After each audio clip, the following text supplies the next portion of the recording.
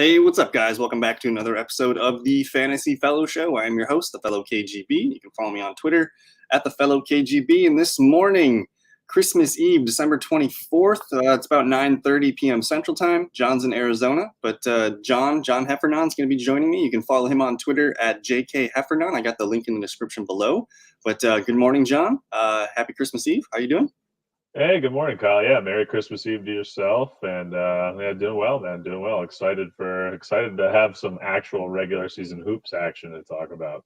Right, and I know it's just a one-game sample, but there are some instances where like a one-game reaction is sometimes all you need on a player, or if we see someone that's like, just in the starting lineup that we didn't really see him performing very well, all of a sudden we get a little bit of a nudge to say, hey, this guy, put him on your watch list. That's another thing too I want to talk about at some point is developing your watch list for fantasy. ESPN has a really nice feature. Football doesn't really work that well. You don't really need to know, a list of 10 to 15 guys to watch for minutes and playing time and stuff and such. But I think in this today's show, we're going to basically just be looking at the top scorers from the first games for everybody, except Houston and OKC, of course. Which is a little bit of a bummer. Really wanted to see what Oklahoma City was going to look like, I guess as well as Houston too. But we're just going to kind of walk our way down the list here. It looks like Nikola Jokic was the number one scorer. I was able to watch a little bit of that game on the Yahoo Sports app yesterday. And man, just dropping dimes. I think we had a off script conversation with Jesse about how many assists Nikola is gonna average this year, and he had 14 assists last night. So yeah. 69.5 points. He was a consensus, third, fourth, fifth overall pick for the most part, and he paid off really well here. But John Morant, man, tell me a little bit about John Morant. Yeah, so Ja's a guy I drafted in our league, Kyle, and he's just young, but just full of potential, full of promise, full of upside, and he very much delivered last night. Scored 44 points. Pretty sure it's a career high for him. If it's not, he had an even better rookie season than I remember. But filled in the stat sheet a little bit with some additional assists. He's a better defender than people realize or give him credit for. And the thing that I'm most blown away by is 44 points, but only one turnover. Yeah, absolutely, especially for a point guard, especially for a second-year point guard. I mean, just absolutely insane stat line. No way he's going to sustain that. But I wouldn't be shocked to see him pop off, every other week or something like that. I mean, he's got all the talent, and that offense it's his. He's got the keys to the car. I just want to click into it. He led the team in minutes. A couple other guys had some high minutes. Dylan Brooks caught my attention as well, 16 points. He shot the well pretty decently here. But he's the clear leader. That he has the keys to this team. It's a experienced team, but man, he's going to 27 shot attempts and he hit 18 field goals. So he also the line pretty well too. So he blossomed, and he's going to be. Where did you get him in the third round?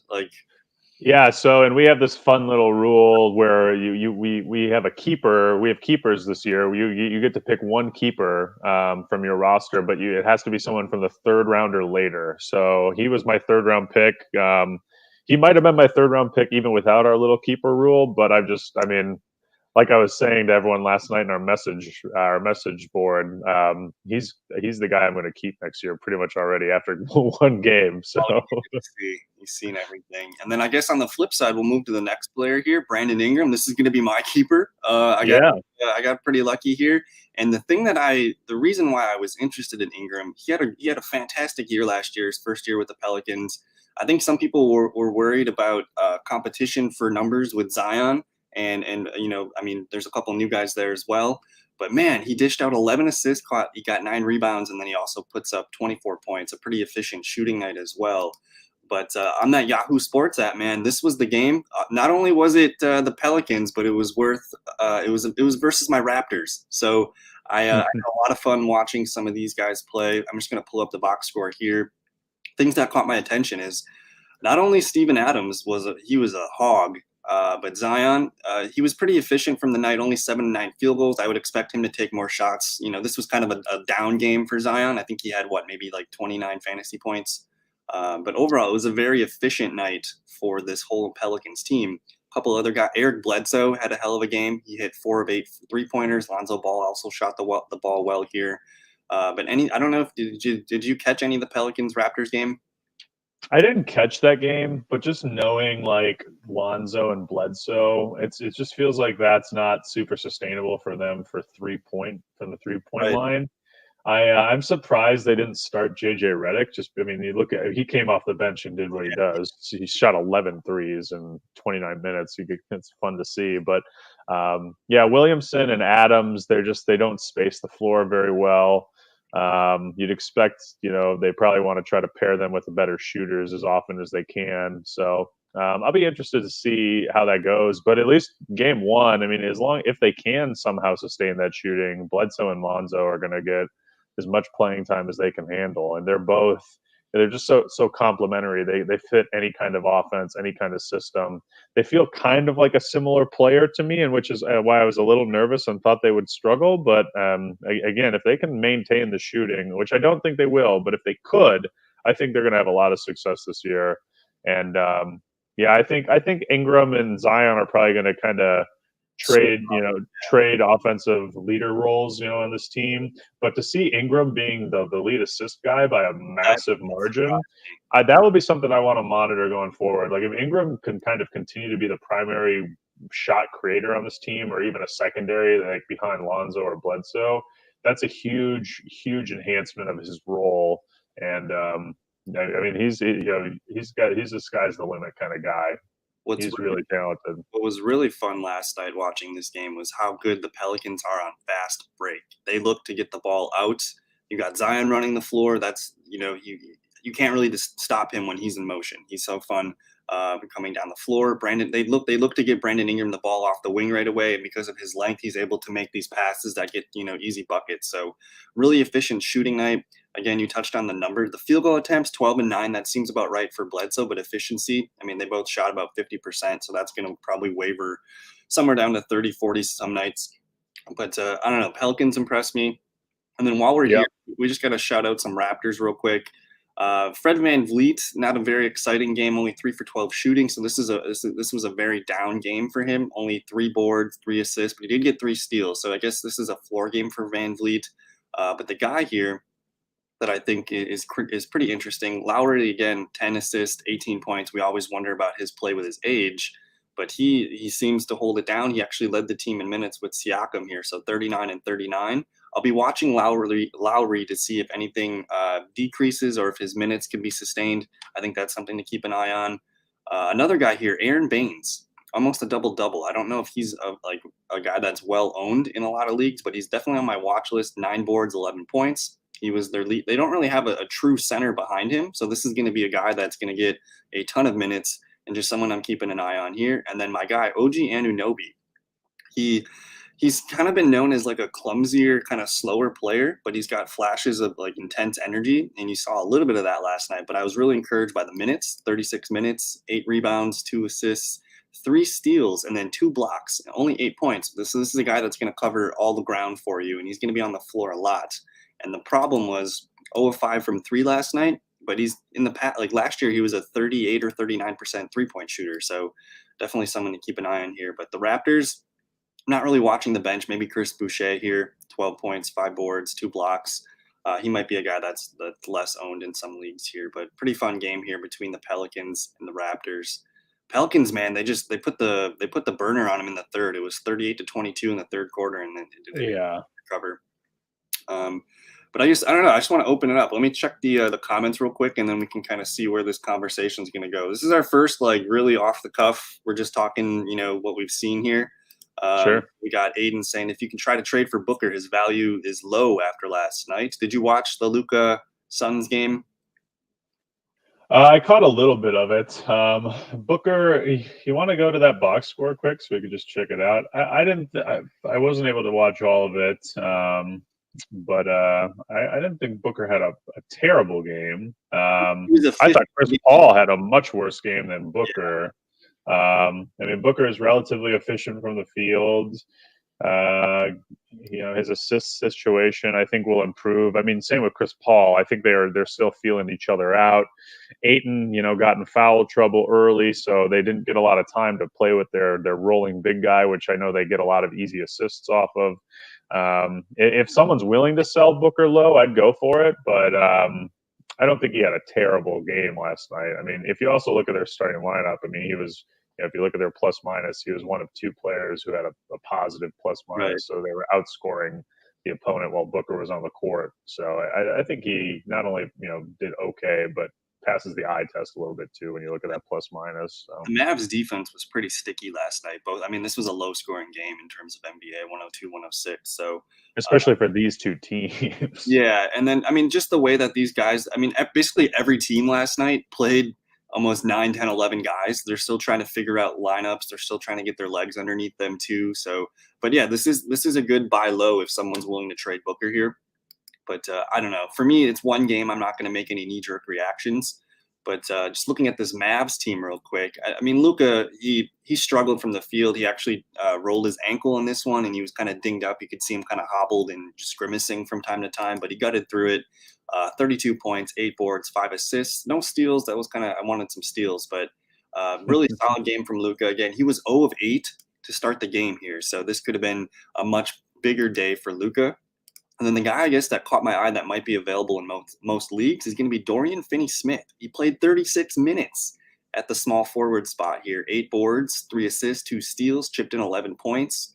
And this was 4 of 11 field goals. So if you tell me he's going to be shooting the ball 10, 11, 12 times per night, I know he's going to be filling, some of these other columns for me. This is a guy that's probably not really well owned, and he's getting a ton of minutes here. So I have my attention. But your guy, Mr. Richardson here, did you catch the game at all? Did you? Yeah, I was able to go watch most of the fourth quarter. I feel like I don't even remember seeing Richardson in that quarter. He must have done more of his damage in the beginning of the game or something. But I'm very encouraged by the minutes there. I love the role. He's either going to be kind of a second or third offensive piece in that offense. He as you pointed out, Finney-Smith had 11 shots. Richardson had 11 shots as well. Richardson's also new to the team, so still kind of feeling it out. But he's a guy who I think has some better potential for defensive stats. I like to see those rebound numbers, and as long as Porzingis is out, I think somewhere in the 10 to 15 shot range is going to be pretty typical for him. So if he can bump up his defensive stats a little bit, he's going to be categories or non-categories. He's a good mid-round guy, or if he's somehow randomly available on your waiver wire, that would be a dude I would definitely run to grab. Right. And then I guess no one really else jumped out at me for the Mavericks. It was all about Luka. I mentioned Finney-Smith and Richardson. These are probably the 3 dudes that are going to lead their team in fantasy scoring for the most part here. We did have another question here from our guy Socks and Ham. What do you think about Kelly Oubre right now? I am a Kelly Oubre owner. So, John, you watched that Golden State fiasco? Yeah, I saw some of it. Oubre right now seems like the second most useful player on their roster, which is sad to say. And he couldn't shoot the ball very well, but he's just so much more active than Wiggins. I mean, Wiggins just looks like so lethargic out there, while as Oubre, he's just got so much energy, so much juice.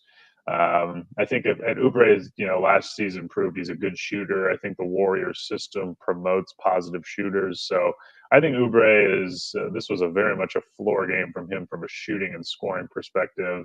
And I like the other stats he was able to provide. Mm-hmm. He's never going to be a good passer, but at the same time, I mean, having Curry to pass to, and maybe, some of these other players, if they can do something, might be able to do a little better passing. But I think Oubre's got some upside. And last night was probably more of a floor, or Tuesday was probably more of a floor game for him. Yeah, and then also Draymond Green was out. That's going to make this team more efficient and better as a whole too. So the fact that you're able to get, he only scored, it was an awful shooting night, 3 of 14, 0 of 6 from 3. But yeah, you got to think, if he's getting 15 shots a game and he's shooting 6 3-pointers, he's going to hit 2 or 3 a game there. That's just going to make this team better all around too. And then again, 7 boards, 2 assists, 1 steal, 2 blocks. This is, outside of Curry, this is probably the one guy you want for now until we see Draymond in the lineup.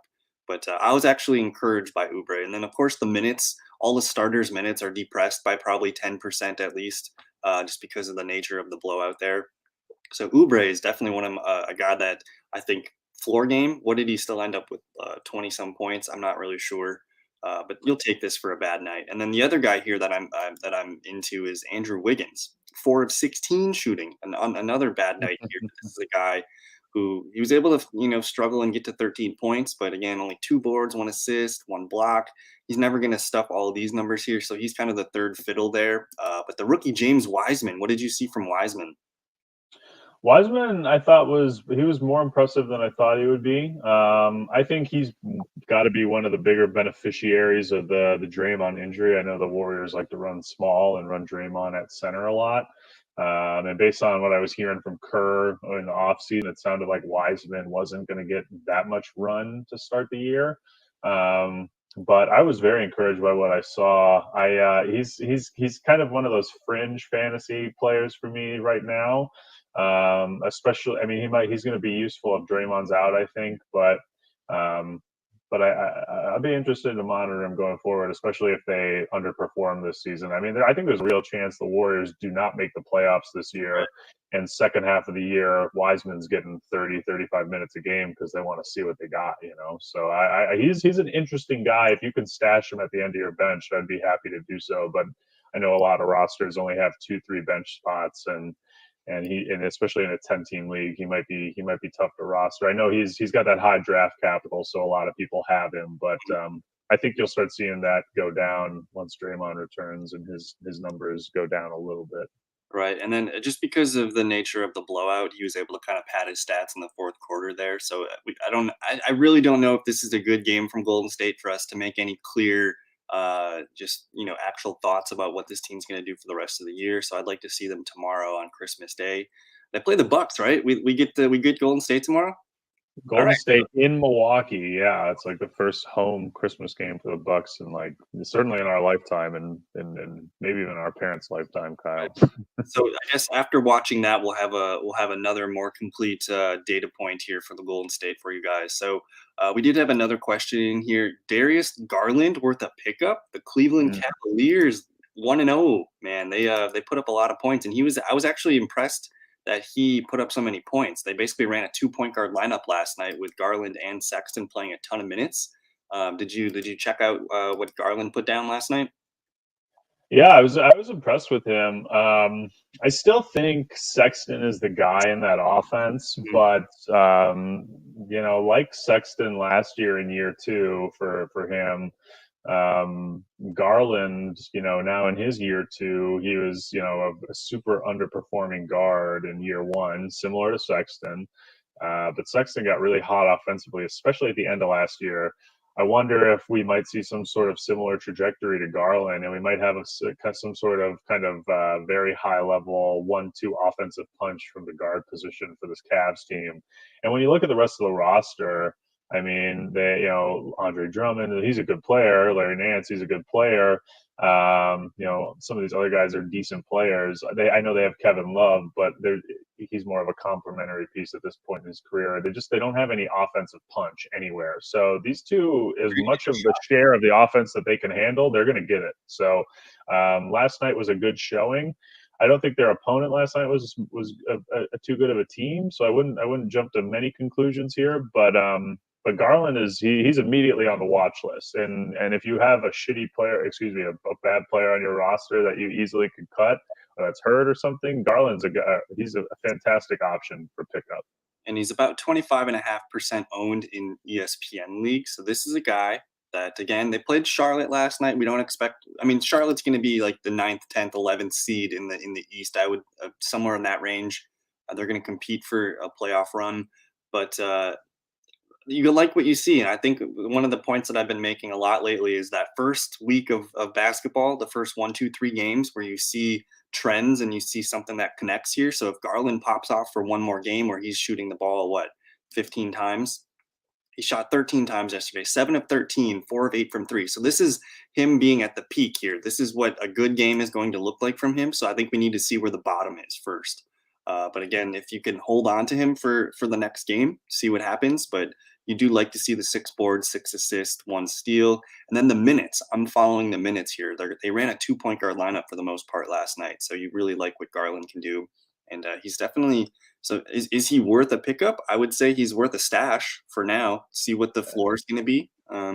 It depends on your roster, but I mean, if you're hurting for point guard, if you have injured players that you drafted at the end of the draft, that who knows when they're going to come back, or if you have a deeper roster and he's somehow available, uh, absolutely would grab him. And then we got a question here, or he's asking. So he asked Garland, or then he asked Patrick Williams here. So I just got to pull up that Bulls. He's Bulls. I would probably take Garland just because rookies. I'm not as excited about some of the rookies this year as some people are, but I would, and it depends on what kind of position you need. Like if you need a forward, certainly you grab Williams. If you need a guard, certainly grab Garland. But I personally would prefer Garland over Williams at this time. Yeah, and But in terms of fantasy points, he was their second most productive player last night. That's interesting. yeah, Okay, so this guy, Patrick Williams here. Let's just dive into the box score. So he actually led the Chicago Bulls in minutes.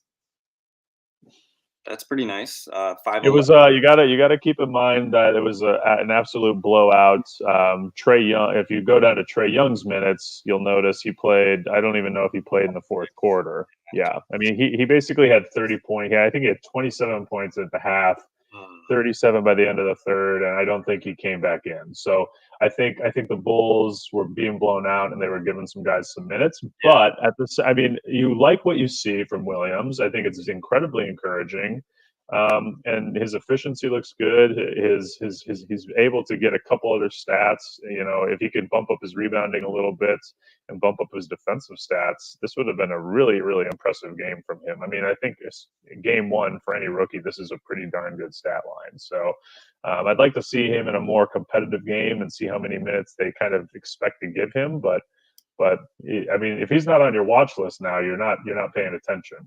Right. So I will click the watch list here. But again, he's less than 20%. Even though he's owned, I think Jake has him here. But I think towards the end of the show, I just want to kind of make sure we reiterate, how to build a watch list or what to look for here. But Patrick Williams, man, 33 minutes, 16 points, 4 boards, 1 assist, 1 steal, 1 block, 28. No turnovers. No turnovers. So this is a game that I don't really know if we know too much about the Chicago Bulls just yet. This is 1 game sample here. They got blown out by the Hawks. Basically in the first half, the game was over.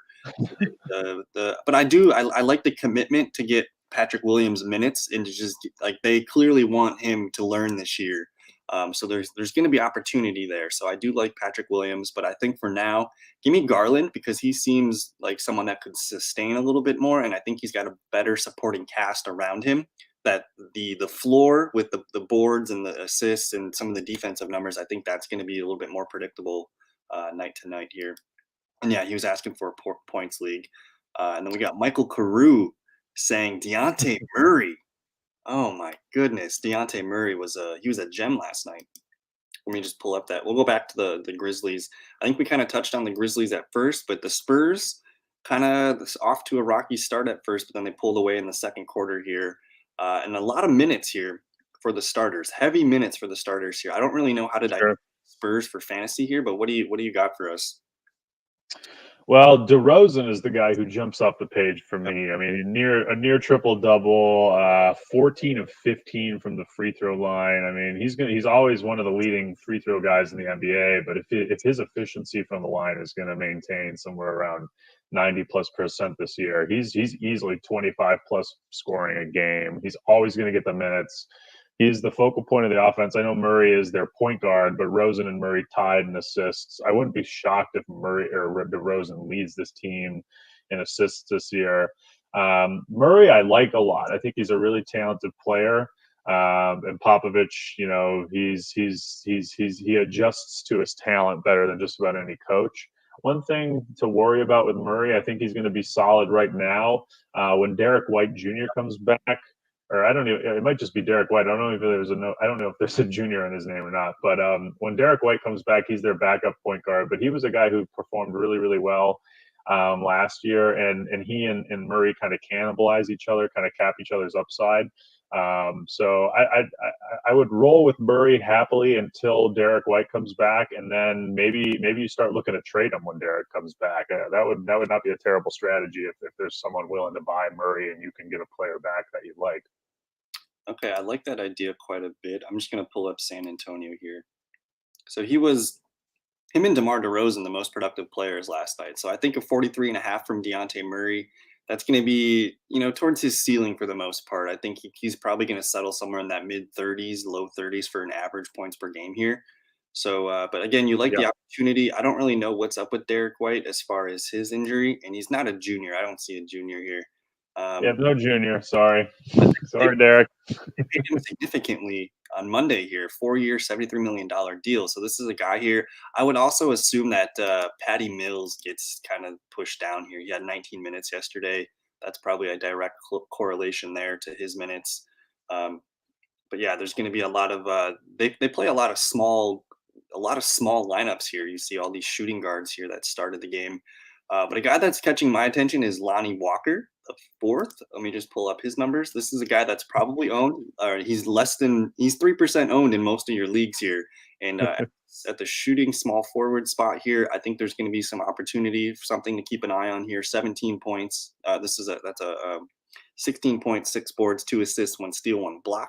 This dude's a lot of fun to watch. He's very electric, and you can see I already got him on my watch list. So otherwise, I don't know. Did anybody else jump out for you on the Spurs? No one else. I think Aldridge is one of those steady Eddie guys. I'm really shocked with his low rebounding numbers, but I would expect those to kind of pop up over time. But Aldridge is, he does what he does. If for some reason Aldridge were to go down, Jakob Pertl is a guy I really like. He's not going to perform well in the backup spot, but I think if he could get starter minutes, whether it's Lonnie or Aldridge going down, this is a young guy with a lot of athleticism, a lot of upside. I mean, even in limited minutes, he fills the stat sheet pretty good. So if you inject 29 minutes here, just add 10 more minutes. Yeah. You just boost these a little bit, you're looking at a 30-plus point, fantasy player here. So this is a really good one. Keep an eye on that. We do like Mr. Lamarcus Aldridge here, but again, slowing down maybe. We'll see. Absolutely, yeah. No, he's not a guy I would go out and trade for or anything. He's a guy. He's always going to be one of their top 3 scorers, and not necessarily last night for fantasy, but I think over the course of the season that will absolutely play out.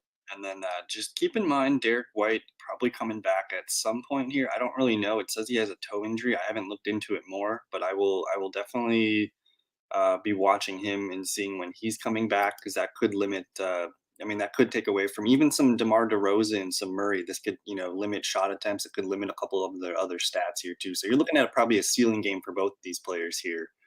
Yeah, I hate to give you ideas with guys you own on your fantasy team, No, Kyle, but if I were you, I would, as the Dejounte Murray owner, I would pay attention to the Derek White timeline, and maybe shortly after he comes back, because they'll probably want to work him back into it. But shortly after he comes back, if someone's willing to give you something useful for Murray, I would consider it at minimum. Yeah, and just the idea of basically, I took him in the 6th round. I think it was 71st overall. If I could cash that in for a 4th or 5th round pick that someone's souring on, that I see potential for, I'll probably look into it. So, but then I did want to answer this question too. Paul George going forward. Let's pull up that LA Clippers, LA Lakers box score, and then we can kind of dive into that a little bit here. But any quick thoughts on Paul George? What did you see the other night? I don't know if you watched the full game. I think if especially if Kawhi, does his normal, DNP, he racks up a bunch of does not plays because they just try to monitor him and his minutes and his health more than other superstars typically. If that comes to fruition like I expect it would, like it has pretty much the last 3-4 years with Kawhi, Paul George is easily going to lead this team in fantasy production. And he could, I think I wouldn't be shocked if he's a top 10 scorer, not fantasy point, but just points per game in the NBA. He's a dude who can rack up defensive stats. So if you get, in points leagues, you get boosts for that. Obviously in rotisserie or in category leagues, you need those other stats. He shoots pretty efficiently. It seems like the getting rid of Doc Rivers, one of the main reasons they did that was so they could make the offense more Paul George centric. So he's a guy I like this year. He was going in. I think he went in the third round in our draft. And while I'm not upset that I took John Morant. Just watching Paul George, I was thinking to myself on Tuesday, damn, that was a bit of a miss because he's going to have a good year. He's going to have a great year. And then, of course, I mean, we know how the Clippers are going to operate. It's all about, Leonard and Paul George. Those are going to be the heavy dogs here. And then I just quickly pulled up the Clippers schedule because we do know, just based on what's happened with Kawhi in the past, he typically sits on a back-to-back. And I think on the second game, usually he'll sit. So December 30th, December 29th, he's got a back-to-back there. January 5th and 6th, there you go. And then I saw another one down here somewhere. Looks like the end of January here too. So it's not going to be a big loss of Kawhi Leonard like once a week or anything like that. It's probably maybe 2 or 3 times just a month. But Paul George, this is probably a floor game for Paul George too. He didn't really. I mean, actually, maybe I take that back. 13 of 18 shooting, 33 points. That's going to be hard to keep up that pace, especially 5 of 8 from 3. But you do like some of the stability here for rebounds, assists, and steals. If anything, I think those numbers could come up even if the points come down. So Paul George is going to be super steady this year. I think he's going to. I think he knows that he has to kind of show that, hey, they just paid me a bunch of money. I gotta come through.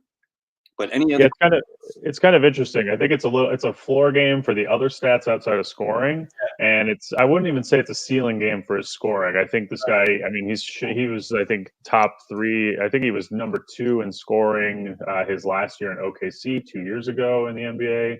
This guy, he's shown, especially after getting out of Indiana, that he is an absolute lethal offensive player in a league that's full of lethal offensive players. I mean, he's constantly now in the top 5 if scoring the past couple of years. So I think that's his role in this team. I know Kawhi can light it up, but he kind of saves that juice for the playoffs or bigger games.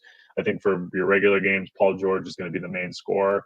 I think his defensive stats, especially, he's a guy who gets steals and blocks. I definitely expect that to improve, and his turnovers, in theory, could go down. So while he's not going to score 33 points a game, wouldn't be shocked if he scores 26, 27, 28 a game.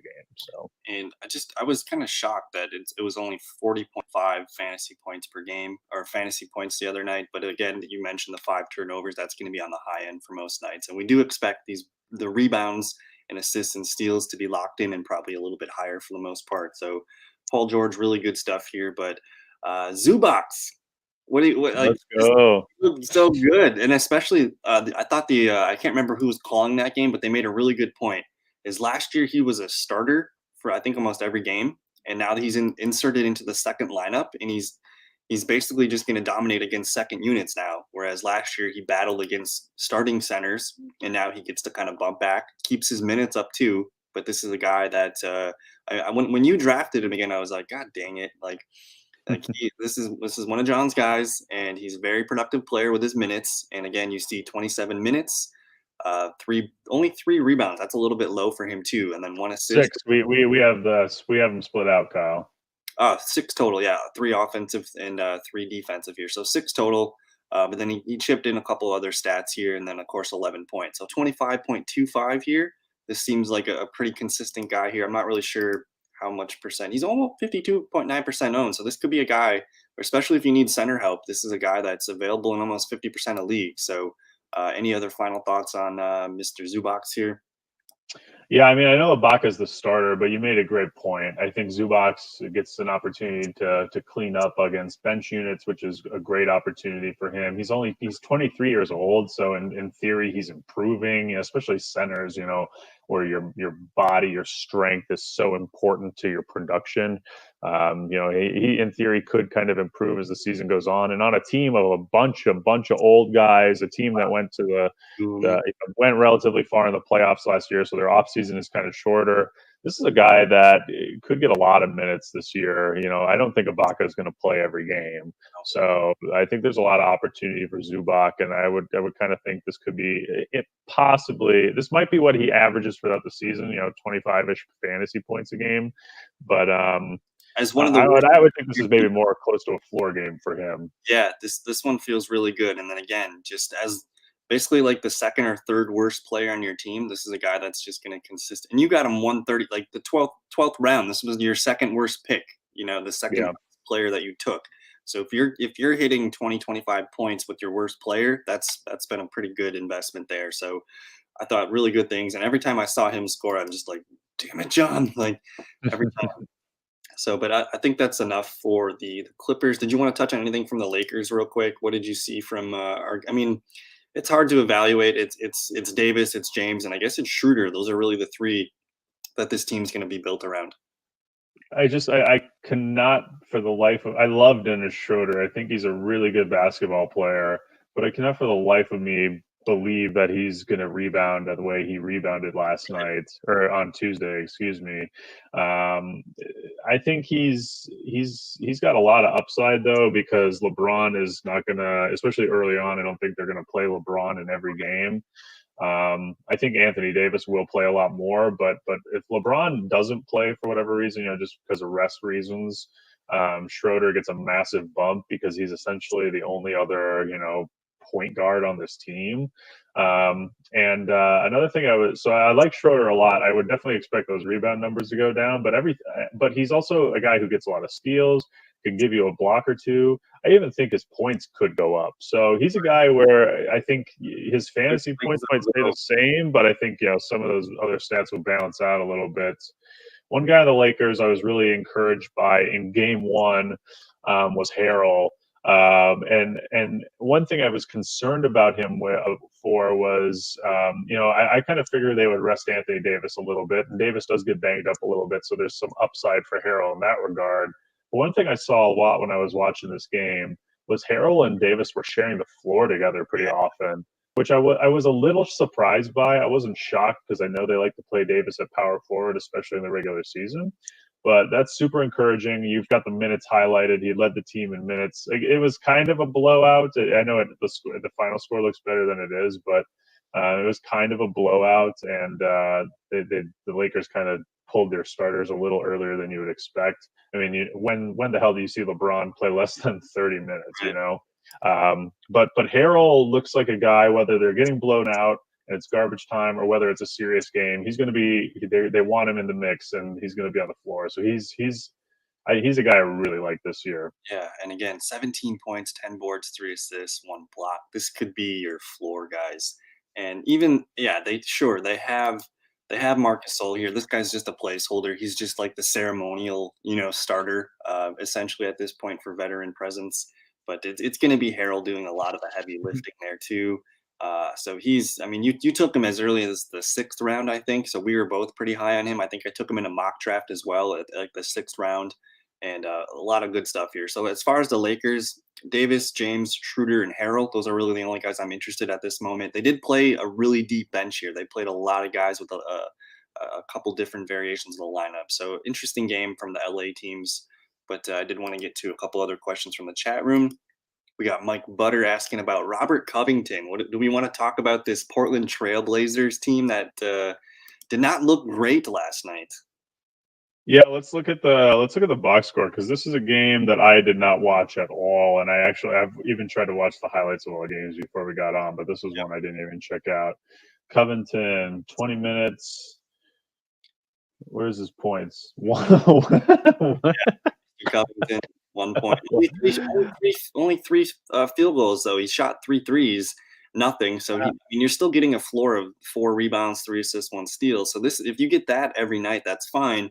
But I would expect him to get forward. He's a guy I was a little lower on than like ADP going into drafts, just because he's one of these guys, and you see this a lot in the NBA.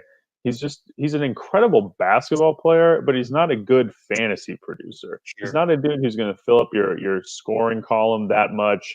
He's a better he's a great defender. I think a lot of people would say he's a top 20 wing defender in the NBA, which is such an important thing. But he doesn't always get you steals. He doesn't always get you blocks for as good as he is at defense. So he's he's a great basketball player, and he, in theory, he's going to be playing 30+ minutes a game. Hmm. But I would not be shocked if he ends the year below, like, less than, he's not in the top 50 in fantasy points scored. I'll put it that way. So And he's good, but I wouldn't. He's what's not a guy I would have wanted to grab in the middle rounds of my draft. what does a great night look like for Robert Covington? Maybe he hits 4 threes, so you're gonna get basically these kind of floor stats here: 4 boards, 3 assists, 1 steal. That's just the product of being on the floor and him being kind of a hustler the way he plays. But you just inject maybe 10 to 12 points of actual scoring points here, and then you're probably looking at, for the most part, let's see here, he scored 13 and a half just with one actual scoring point. So if you add 10 to 12 points onto that, you're looking at a guy that's going to get maybe 25 on the high end of nights. So for me, this is a guy that's I'm not excited to have on my team, and it looks like a lot of people have him too. So almost 91% owned here.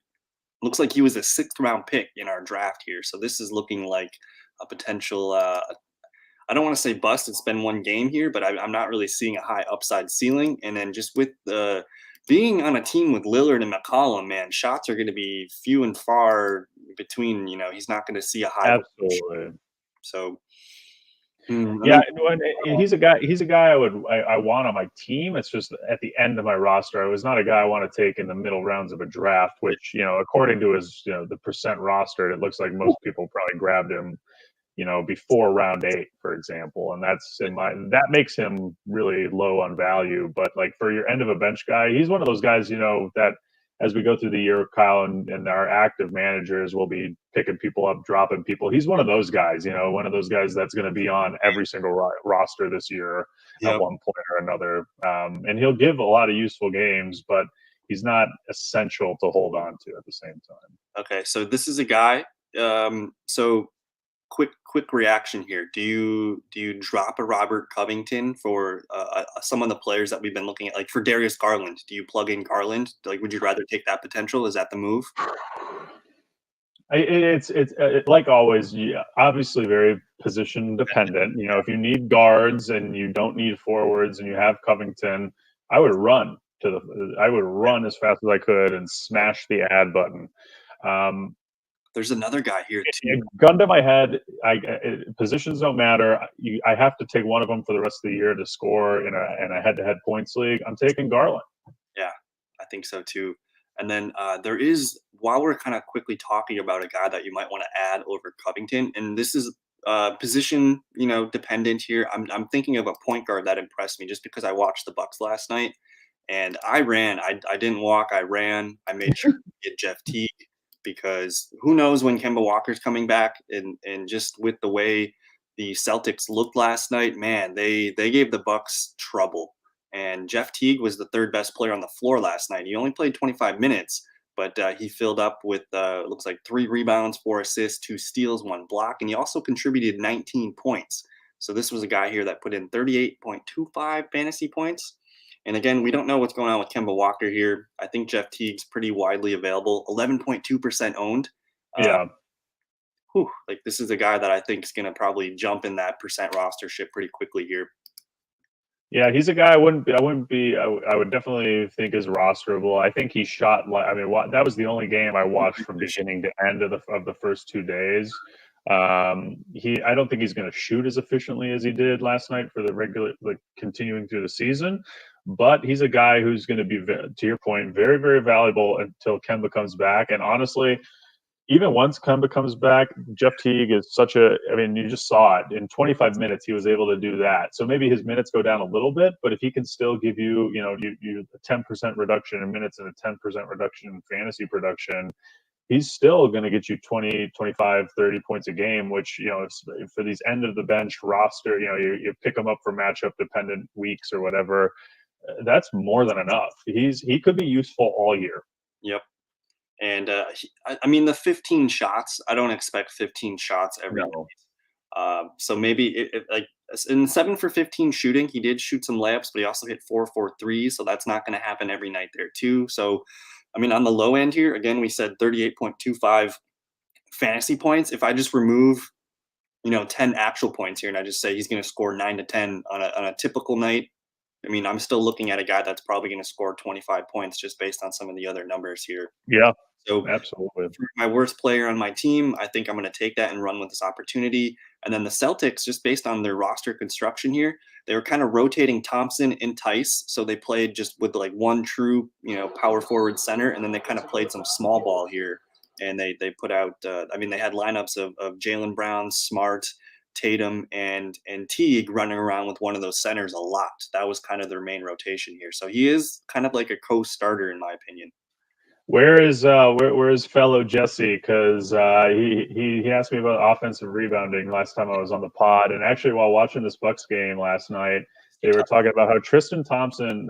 Not only did I notice he's an incredible offensive rebounder, but he's top 10 all time in NBA history in terms of offensive rebounding percentage. Wow. So like the percent of offensive rebounds he gets while he's on the court. It's just he's an incredible offensive rebounder. You saw it last night. They talked about it the entire game. I was starting to get pissed off by it actually. But Jesse GM alert. What do you remember what the percentage was of his? So it's like so.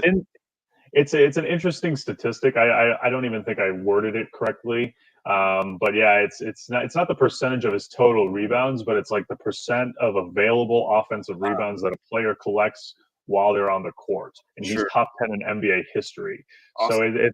So it's kind of it's minute depend. It's a stat that's like controlled by minutes. Yeah. So he's not going to rack up like 50, like 5+ a game more often than not, just because he's not going to be on the court that enough. But when he is on the court, he's just eating offensive rebounds better than just about any player in the league. So he's only 12.3% owned too. So if you do need center help, he's going to probably be somewhere in that 20 to 25 minute per night range, and he's very productive when he's on the floor here. You see, actually, something that I'm looking for too is a guy's minutes versus his fantasy points. I like guys that can produce almost a point per minute. That's kind of how I look towards things. So I did like Tristan Thompson quite a bit. I did want to kind of look on to a couple other questions. Lonzo Ball, will he outperform his contract this year? Any quick thoughts on that, John? I mean, he's on a rookie deal, so pretty much absolutely. But I don't. Yeah, will he be a useful like fantasy player for you? That's hard for me to say. I think yes. I mean, they have a lot invested in him, and they want him to be the point guard of their future. I get nervous with him and Bledsoe sharing the court together so much. I just don't think it's going to work so smoothly all the time.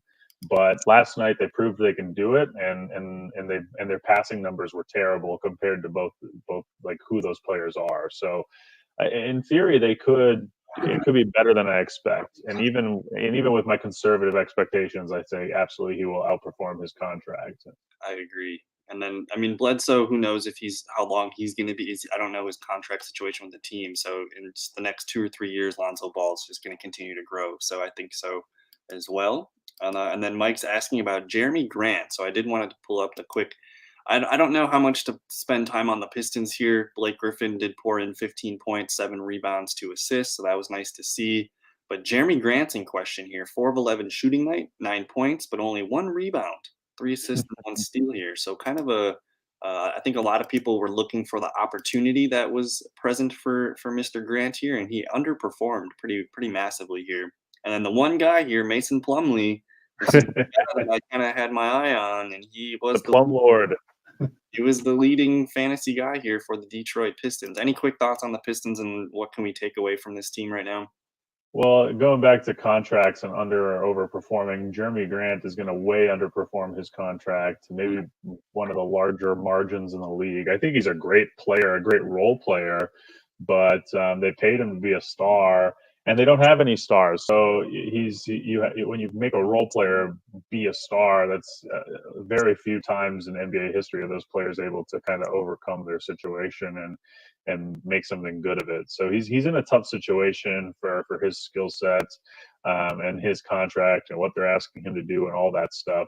Mason Plumlee was on a lot of different fantasy analysts I was looking at. He was on their radar as a good sleeper to grab at the end of drafts, whether you need center help or not. So far, so good with that. I mean, especially I think the minutes are going to be there for him. The points maybe a little. I don't know where the points are going to be, whether they're going to be that high or not, because he only took 8 shots. He was super super efficient. There's no way he's going to be 7 for 8 every game, but I still think he'll probably shoot 8 to 10 times a game. So if the efficiency goes down, the points go down. But he's a great passer, and he's spent so much time, as a backup to Jokic, and in that Denver system where the center as a passer was so key to what they did. He was a really good passer then. I think one of the reasons they brought him to Detroit is because they want to duplicate some of that. I mean, very like a homeless man's Jokic, if you will, but very useful fantasy wise. He's especially for end of bench late round guys. I mean, he's going to do a lot of people well this year. Yeah, and he's just he's just a lunch pail kind of guy here. Nothing sexy. He's gonna get you your points, and he's gonna, I don't know, he's gonna shoot a high percentage because he's all shooting around. He's basically shooting inside the paint here. So as long as he gets those 8 to 10 points or 8 to 10 field goals, he's gonna probably flirt with almost a double double most nights. So I do like Plumlee quite a bit. Nothing really else stuck out from the Pistons here. I guess Blake Griffin, decent night in his return, but 0-5 from threes. I would expect that to change here. So this is probably just a nice floor game from Blake here, and I think that's really all I care for the potential Pistons fantasy users here. John, though, put up a lot of points. Yeah, he did. He took advantage of the bench, going against the bench, and he's a guy I don't know as much about, but he's pretty much instantly on my watch list. He seems interesting, and if he's going to be kind of there in that 6-man role, getting top 3, top 4 minutes on the team, and taking the second or first number of shots, the second or first most shots on the team consistently throughout the season. Absolutely grab him. I mean, it looks like he can rebound a little bit. I don't know. I wonder if he can, get some defensive stats. I'm not sure if he's a good defender or not, but he might just be kind of starting out too if he's earning playing time and whatnot. He's a guy that I would absolutely keep an eye on. Definitely agree. We're just gonna fire through some of these questions here. Wiggins still inconsistent as always. He played better as a whole, but again, the shooting night was pretty bad. I think he was 4 of 16. So we'll see more tomorrow. I think against Milwaukee. Teams usually shoot really well against Milwaukee, so this could be a good Wiggins opportunity for a nice little bounce back. Milwaukee people shoot like high 40% from threes from against Milwaukee, so we'll see what happens there. Hassan Whiteside, any quick thoughts on the Sacramento Kings who beat? Did you see the ending in Denver? Yeah, some wild stuff, man. The tip in by was it De'Aaron? Peel, I think. I think it was Fox. At the end of the end of regulation, I thought it was Heel. But either way, it was so cool. Whiteside, it's amazing. He's probably the best rebounder in the league. I mean, 9 rebounds doesn't jump out to you, but if you look at, he only played like 19, 20 minutes. Yeah, and he's incredible. Here's the other thought too: is Richaun Holmes fouled out in regulation, which was the only reason why Whiteside was in at the end, I believe. So this 17.2, he's well owned, 90% owned. This would be a guy that I would try to move, I think. He played okay, 4 points, 9 boards, 1 assist. You like the opportunity in the minutes here, but again, Richaun Holmes actually was the starter. He played more minutes and he fouled out. So that's really the reason why you see the boosted minutes there. So I'm a little bit concerned about Whiteside. I don't know. Well, look at their big men, Whiteside, Holmes, Bagley, in a game that went into overtime. Not a single one of those guys cracked 30 minutes. So what does that tell me? It tells me that the Kings are trying to go smaller this year.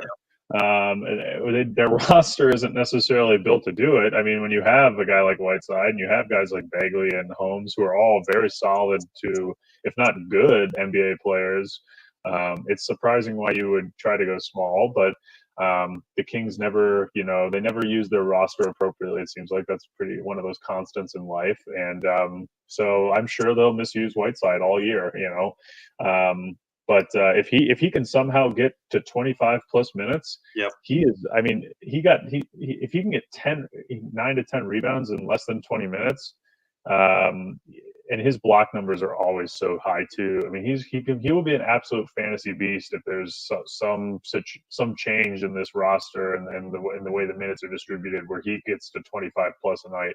I wouldn't be afraid to hold him, but at the same time, if there's someone who is like looking at him as like a nice buy low and they offer you something you like, run with it, because you can't count on the Kings. I'll tell you what, give me Plumlee.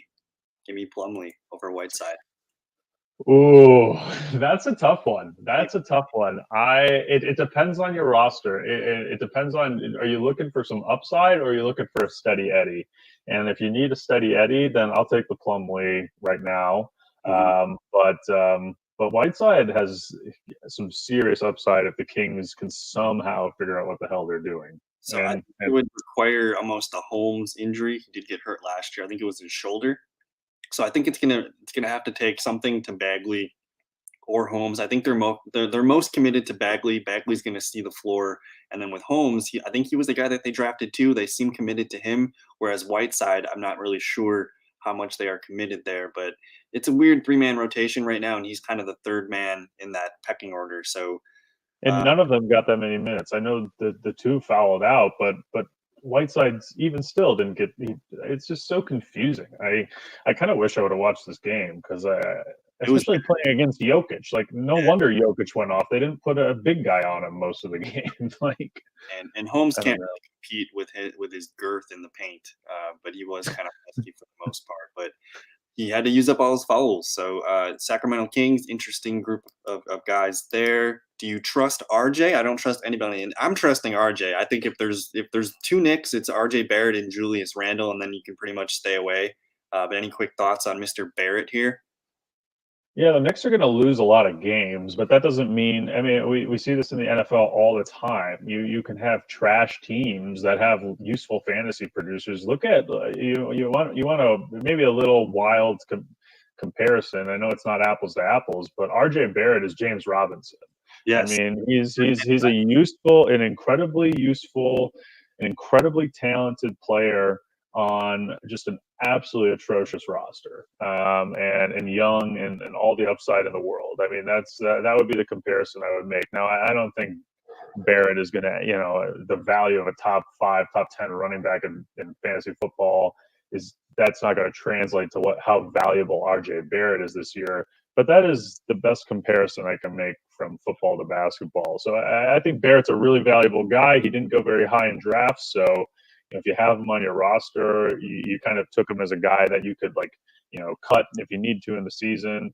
But he's an absolute hold, and I trust him. I think Thibodeau is one of those guys that once he starts giving you minutes, he does not stop giving you minutes until your legs fall off. So as long as Barrett stays healthy, all the opportunity in the world for him, and he is the main piece on that offense. And one thing I was also encouraged by was 5 assists, 1 turnover. He was second in the team in assists. And Randall, while I think he's a great player, he's always he's a points and rebounds guy. I just don't see him maintaining those high assist numbers. So Barrett's a guy that I think, especially if they're not giving minutes to their point guards as much. They didn't give Peyton as many minutes as I thought. So if Peyton's getting lower minutes, I would not be surprised if Barrett leads this team in scoring and assists this year. Right. And if he does that, I mean, he could end the season as a top 25 fantasy producer. He was very efficient, 11 for 15 shooting, 3 of 3. But you do like the 8 boards. That was a surprise. And then I think somewhere in that 5, 6, 7 assist night, that's probably going to be his staple here. We'll see if he can get some defensive stats going here. But man, 42 fantasy points in the opener and a really high efficient shooting night. You're looking at a guy that's probably going to, settle in somewhere around 35 points per game for points league. So I trust RJ Barrett, and there's not a lot to like in New York, but he's one of the bright pieces. So I'm going to say trust him. Then we got Christian asking Keldon Johnson. Yeah, I forgot to mention him when we were looking at the Spurs. Let me just pull up his numbers real quick. He was why is he out here? That's interesting. But 32 minutes last night, a total of 5 rebounds, 3 assists, 3 steals, and then only 2 turnovers here. He did put up 16 points and 32.75 points per game here. If we just quickly 3.1% rostered too. But I'm curious about this out. Why I don't know why he's got the O here. Um, Yeah, I'm not sure. It might be a little mishap in the system. Or they sometimes I know because there's so many more or basketball players, they just don't always they don't always update they don't update the blurb as often. But or the news blurb or whatever. But he's interesting. I think DeRozan, I think Murray, I think White when he comes back, I think Aldridge, and I think Walker are kind of your main pieces on this offense on this team fantasy wise. mhm, Um, but if Johnson is getting minutes, I mean he's basically going to be that Robert Covington type player. yep. This is the stat line you were hoping to see from Robert Covington every single night, and this kid is already delivering it. So if he can maintain this for a week or two, and maintain this role, Popovich is a guy who, if you earn his trust, he puts you in positions to succeed. So he's a guy. He's instantly on my watch list. hmm And I mean, the 3 steals, that's going to be an outlier most night, but the ability to get 1 or 2 per game, that's something to keep an eye on here. And then again, 50% shooting from the field, 1 of 3. This is not something that can't be sustained. That seems pretty simple to me. And this is a guy that, as long as Derek White's not hanging around here, he can be productive and help you. He can help you now. I'm not sure about long term, but he can. I mean, at the moment right now, you got to kind of fall into those points. Um, Absolutely, yeah. Take advantage of him while he's getting minutes. Yep. And then, how do we feel about James Harden? Any quick thoughts on Mr. Harden and the Rockets here? Did you? We steered clear of the trap, I think. But again, it's one game with the COVID stuff going on here. I think that's just kind of a blip in the radar, but not a good start to the Harden owners' fantasy season. Well, it's a situation that gives you the most fear as a fantasy owner and as an NBA fan and NBA owners and whatever. It's just the COVID situation it can throw some serious wrenches into the situation pretty easily. Hopefully Harden can, now that he's back, with his team and not, hopping around from city to city and strip club to strip club. Hopefully he can stay healthy, and hopefully the rest of their players can stay healthy. But yeah, it's a risk for everyone. The Harden thing is a little unique right now, but I'm a firm hold on Harden. I mean, if he's on the court, he's going to be the best fantasy producer you'll find. So he's incredible. But you got to get on the court. So we'll see what happens. I keep monitoring it, obviously. But if you're a Harden owner and you're nervous and you want to sell, I would caution you against that. Maybe buy Harden is the correct. Maybe buy, yeah. If someone's willing to take, something for Harden, I'd go for it.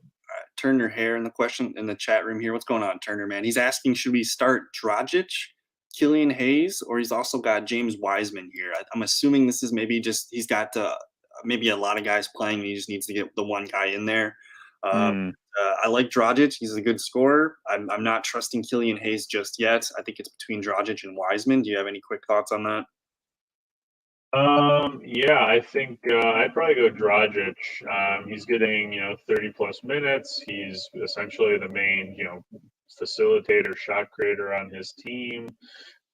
Shooting pretty good from the field to start the season. He's always a better, as long as he's healthy, he's always a pretty solid offensive player. So, Dragic is a guy out of those three that I would take and start with the most confidence by far. Yeah, I mean he's a veteran. You're asking between 2 rookies who are going to have massive ranges of outcomes in their low end and their high end spectrum. So I think Dragic is the steady Eddie that I usually lean towards the steady guy that I know what I'm getting every night. So I'm going to say Dragic as well. And then Mike's saying he has Horford and SGM on my team. Christian Wood. So last night probably was not very fun. The one guy I wanted to watch last night too was Alexander, and I didn't get to see it. So frustrating. Sorry, Mike. I don't know when they're going to make that game up. Um, I was interested to see that they postponed it. This is going to happen again, right? I mean, this is going to happen again and again, and it's going to happen to other teams. And I don't know if they have, like, I guess So the schedule, they've announced the first half of the NBA schedule, and they haven't officially announced the second half yet. So obviously they've planned for this a little bit, and these postponements they have some sort of plan for making them up. So you're going to get your game. Hopefully, Mike, maybe it comes in the fantasy playoffs, when you get extra games as a result. Maybe it works on your favor. You never know, Mike. So don't get rid of those guys. I would expect the NBA to make sure they hit all teams play 72 games. I think that's going to happen for sure. So yeah. Mike's also saying Ingram looks like he has gotten better, and I think he's a special player, man. I really like Ingram. Agreed. Ingram looks like he's gotten better. Jaylen Brown looks like he's gotten better. Domantas Sabonis looks like he's gotten better. So a lot of young players in the NBA. I mean, John Morant, it looks like he's going to potentially be in the MVP race this year. A lot of the youth in this league is stepping up big. Who knows who can sustain it and who can't? But I wouldn't be shocked if all these guys, maybe not as high as they were, the last two nights, but certainly have big seasons, all-star seasons ahead of them. And then Turner's asking Colin, Sexton, Whiteside, Brogdon. Whiteside's out for me in this one. It's between Sexton and Brogdon. Probably going to lean Brogdon. He's going to fill your more stats. I think he's going to have the higher floor here. But Sexton, the way he scored the points the other night was pretty good. But I think Brogdon is settled in here. He's probably the safest play here. Brogdon over Sexton, is that easy for you?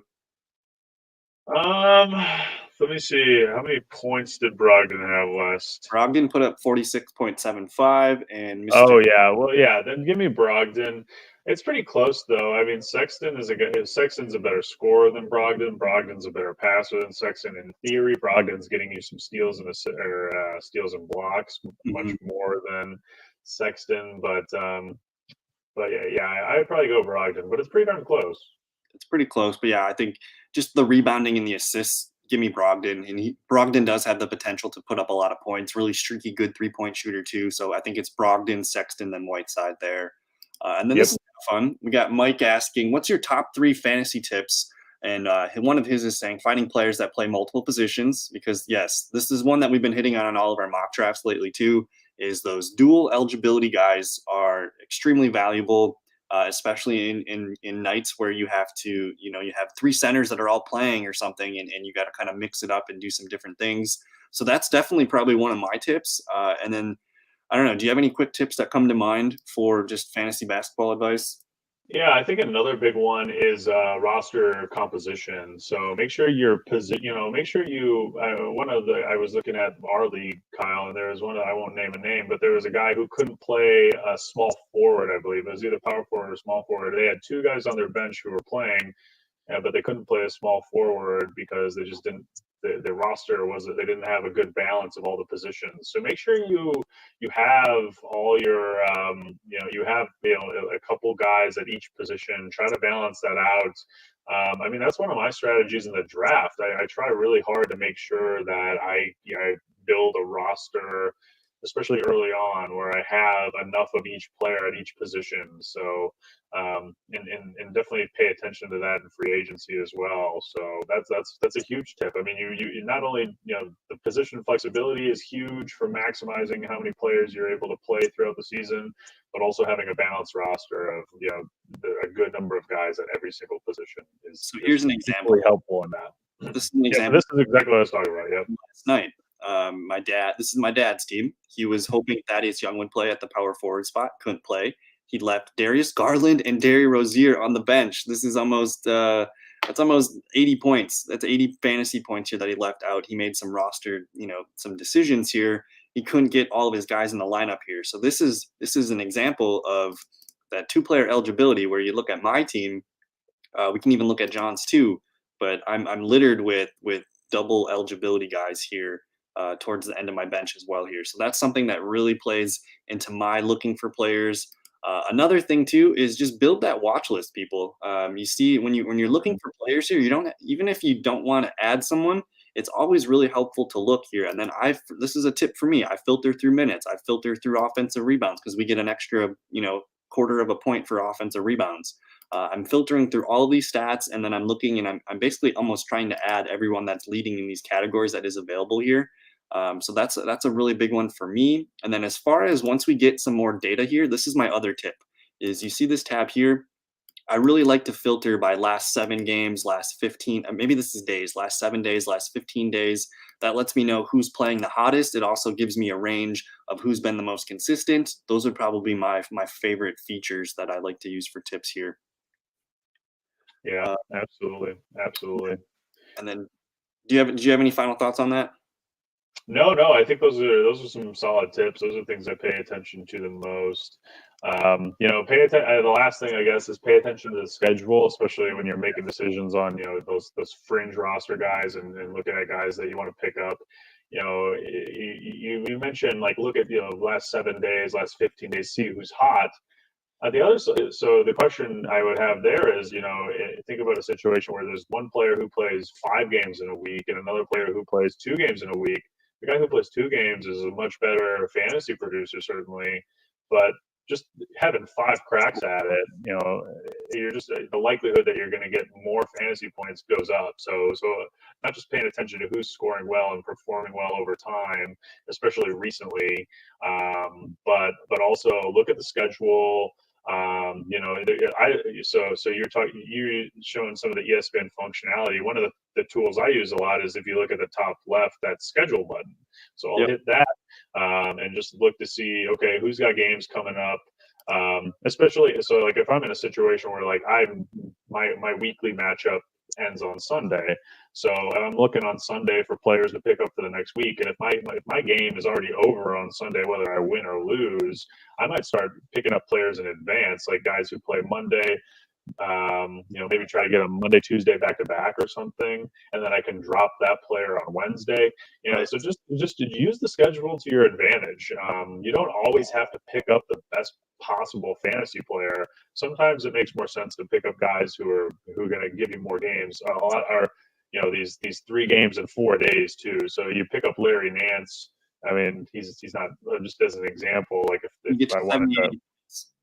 Yeah, exactly. So you get 3 games in 4 days, and then you could drop them for someone else on December 30th. I mean, obviously Larry Nance is probably not available in your league, but just as an example. But yeah, that's something I pay attention to too. Larry might be available, only 33 points. Yeah, well, if Larry's available, I might go run and grab him. So back to Mr. Whiteside, go pick up Larry Nance over Whiteside, right? Is that a no-brainer? Just based on Whiteside's value. Yeah, I would hate to drop Whiteside, but if that's the worst player on your roster, then maybe. Nance cannot be. As long as Love is out, Nance cannot be on the waiver wire. He cannot be in free agency in your league. So, maybe I would probably do that right now. Honestly, I know that sucks because you probably invested a lot of draft capital in Whiteside, but until the Kings figure their stuff out, then that's not a given. Quick question here. Do you trust Lowry Markkinen? I do, as long as Lowry's healthy. I think you're going to get a really good player here. He was very productive last year before he got hurt too. I have no trust issues with him. He's a feature player on a young Bulls team. He's going to get minutes. He's going to get points, and he's pretty productive in the other categories as well. So this one seems pretty simple for me. I trust Lowry. And then the Sabonis Miles Turner front court's looking really good right now for Indiana. I think that's a really fun team here. Sabonis is the guy. I think Turner's going to have good games, but it's pretty obvious Sabonis is the guy on that team. If you look at Turner's stat line, I think the thing that jumps out that's not sustained. He's an incredible blocker, but there's no one in the world that can average 5 plus blocks a game, much less 8. So that really was the buoy for his fantasy value last night. I think this is ceiling. This might be a ceiling game for him, as long as Sabonis is healthy. If Sabonis goes down, Turner is like a stud. He's really, really valuable. But Sabonis is their number 1 player on that team. While we're on the Pacers, we got Spam asking Teague or RJ Barrett. This one's interesting. I think a lot of people spent either a fifth round pick on TJ Warren. RJ Barrett was had, in the middle rounds here. Disappointing game from Mr. Warren. Only 1 rebound, 1 assist, only 5 points, 7.75 fantasy points here in our league. Man, for a guy that's 93.7% owned, this was a nightmare start here. Fourth round pick too in our league. Any quick thoughts on Mr. Warren? We're going to hold out here, or if you're forced to start one because of restructuring, are you pulling up Barrett over Warren? Right now, I would be. I'd say I would actually, if I could. This is going to sound a little odd, but I actually think both players will probably finish with a very similar number of fantasy points on the season, or at least fantasy points per game, like their average. I don't know, if one of them plays more games than the other, they'll certainly score more points. But these guys are kind of equal in my mind, just in terms of they mostly score. They get you a couple rebounds. They might get you an assist or two some games. They might get you some steals some games, but they're really just there to score, and they're going to get a lot of minutes. We got to monitor Warren, but we should also monitor Barrett. I mean, is what Barrett did sustainable? And Warren had his worst game of the year probably. So yeah. I think both of these guys are pretty equal in my mind right now. If I had to start one, I'll start Barrett just because I got a better taste in my mouth. But over the season, I mean, if that's the decision, you're probably if on your team, you're probably winning a lot of fantasy games. Yeah, and then our guy Aiden says, "Stop this overreacting. It's one game with Warren. He's better than RJ, like in a 1-versus-1 player probably right now. But again, RJ Barrett, the taste in your mouth for RJ Barrett feels nice. So maybe if you need someone for Friday or Saturday, if that's your roster construction, I might lean RJ just because he is the feature player on the Knicks, whereas TJ Warren's usually the third, fourth best guy on his team. It's a fantasy question, not a which player is better question. And you hit the nail on the head, Kyle. Barrett, while maybe a worse player right now in his career than TJ Warren is, he's got all the opportunity in the world. Whereas the Pacers, Sabonis is their guy. Brogdon is getting a lot of minutes.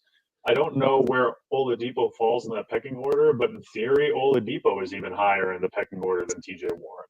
Mm-hmm. So Warren is a guy who, he was probably overdrafted this year. I think a lot of people had that recency bias from his bubble performance. And I agree with you, Aiden. RJ Barrett is a worse player right now than TJ Warren, but their situations are much more fantasy friendly for the perspective of RJ Barrett. Yeah, and then Aiden's got a question here. So I don't know if you were on the show when we were talking about this, but Aiden's got that. I think you were on that Friday night. Aiden's got that league where I think 3-pointers equals 5-pointers. Yeah. Do you remember that conversation here? So he's just guys that trade. I just went to NBA or the NBA filtered by stats here, and I'm looking at 3-pointers attempt. Terry Rozier made 10 3-pointers last night. But guys that are going to shoot up a lot of threes, looks like Tatum shot 13. JJ Redick put up 6 out of 11. Beasley is the guy on that list that might not be owned. I don't know how big your league is, Aiden, but Beasley is a guy on that list who I like a lot. He played way more minutes than I thought, and he's even while not shooting very well from three, he is a decent 3-point shooter, and he scored a lot even outside of the threes. I think he's going to get a lot of minutes. He's going to be a big part of that rotation. Rozier seems like more like he just got really freaking hot. But that's encouraging as hell for Rozier. Devontae Graham's a good piece too. Those are some guys that maybe people are valuing a little lower. So my quick thought on that was Steph Curry. People are probably really sour on the Golden State Warriors after that game right now. 2 of 10 from 3 for Steph Curry. So if you want a player at the highest potential and you like, maybe getting a potential stud, Stephen Curry, check out what the owner's feeling over there. The other guy here, we did mention JJ Redick might be available in your league. Again, 6 3-pointers, 11 attempts. He's going to get there's so much attention on Ingram and Zion that he's going to be open a lot, and he's not afraid to pull the trigger. We did mention Malik Beasley here, who's going to be the veteran presence at the shooting guard there for Minnesota. And then the one guy— Scroll down a little bit, if you can. Scroll down if you can. I did want to point out here, this is a potential buy low. Devontae Graham. He shot 9 3-pointers. He only hit 2. So 2 of 9. There's going to be a game where he's going to hit 6, 7 threes. And I think the one thing that I really got out of that Charlotte Hornets game is LaMelo Ball is not ready yet. They only gave him 16 minutes. Devontae Graham is still going to maintain what he did last year. He played 37 minutes to the rookie first overall, or their first first round pick. He dominated the minutes there. Devontae Graham, a really good trade candidate, I think. There again, 2 of 9 threes. He's gonna hit more than 2 threes per game, I think. So I like that. Any other quick thoughts here on players that stick out? Well, Reggie Bullock is probably not owned in any league, so he might be available in your league, and it looks like he's going to be a big shooter. Tim Hardaway probably owned, but maybe a little less lower value. I've said this many times before, but I think Doncic is arguably the best passer in the NBA. So the guys that he sets the table for, especially while Porzingis is out and they need someone else to produce offensively, Tim Hardaway is a guy who looks kind of interesting and might be lower valued too. Mm-hmm. So I hope we pointed out a few names there. Zach LaVine, also a potential buy low candidate, 1 of 8 last night. But I don't know how you're doing for time, John. Do you have maybe 10 more minutes? I do not actually. Yep. It's as you know, we got the Christmas Eve, and my family's doing a morning church service because it's the only one that the church offers where we can wear masks. So masks are mandatory. So I got a shower here in a couple minutes, but I got maybe one or two last things if you want to touch on them quick. Yeah. I mean, I think we're all caught up in the chat room here. This looks pretty good. We have a lot of people saying, thank you for the feedback, and this channel will continue to grow. Thank you very much, Mr. Mike. Thank you, spam in the comments there. Aiden, thanks the for best spam I've ever got.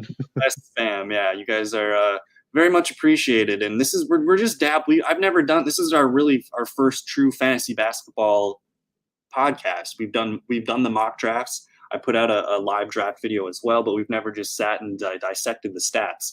So this is a learning process here, but I hope you guys liked today's show. We're going to be probably doing this live every Tuesday night.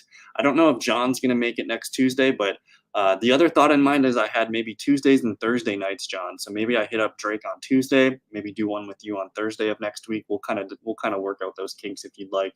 I love the Tuesday. Yeah, like I said, I'm just traveling next Tuesday, but yeah, after that, I'm totally available, and I would be sad not to be able to talk to Drake. So I would love to do it with you both, but whatever works, man. I'm open for whatever. This is fun for me, regardless. Yeah, definitely. And I know I'd like to establish a consistency of a Tuesday night. So Drake and I for sure will be going Tuesday. And then maybe I offer it if Drake wants to carve out one more day next week, maybe Thursday. I'd like to space out, an extra day there just to get more data points. So maybe we look there, and I think, I don't know, just try to get some consistent nights there. But Tuesday nights for sure, we'll probably be going live around 7:30 for the most part, PM Central Time there. So a lot of fun things looking forward to here, but we got to get John out of here. He's got to get to his service. You can follow John on Twitter. I did put the link below in the description. You can follow him on Twitter at JK Heffernon. Of course, you can follow me on Twitter right here at the fellow KGB. And like, comment, subscribe. Thank you guys so much for your time. Have a good, happy holidays, everybody. It's Christmas Eve. Holidays. Enjoy your family time. Enjoy the quiet time. I know it's been a tough year for a lot of people. And for me, family means a lot. So enjoy your time with your loved ones, and stay safe. Have a good holiday, and we'll see you guys in another video. Peace. Peace, everybody.